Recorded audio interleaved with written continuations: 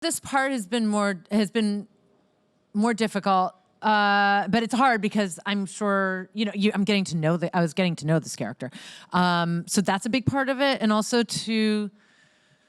I don't know if it's because it's private moments, but also because you're manipulating people, but you don't always know where you are and where you aren't, and you're trying to figure that out and make those decisions. I don't know, and trying not to make it melodramatic, or at least not too much, and then. Did you ever see yourself as someone who could play a manipulator like that? Because like Ellen Barkin as a manipulator is like, she's been playing manipulators for a long time in her career. She's A+ at it. But she's good at everything. Yeah.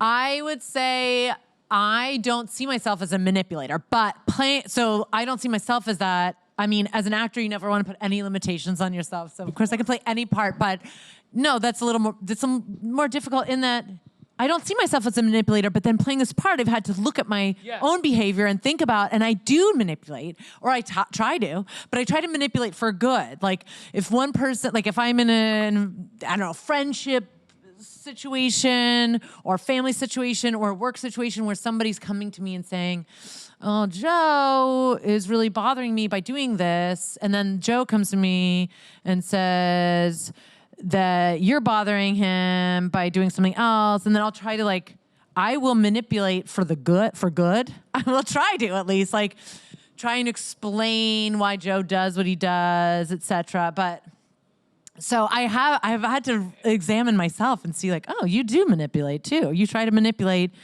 for the better, but that's still manipulating. Did you is that something that you thought about and tapped into when you were going into scenes?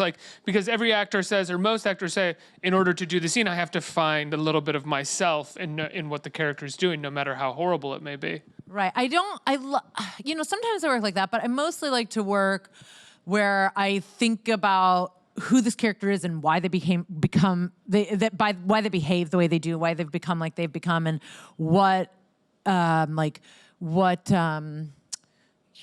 things happen to them. And so I think about memories that they could have had and all of that. So that's more fun to me because you're building a life essentially as a character.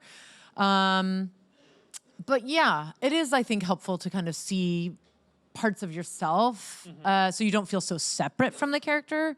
But I like to just build a character from the ground up, essentially.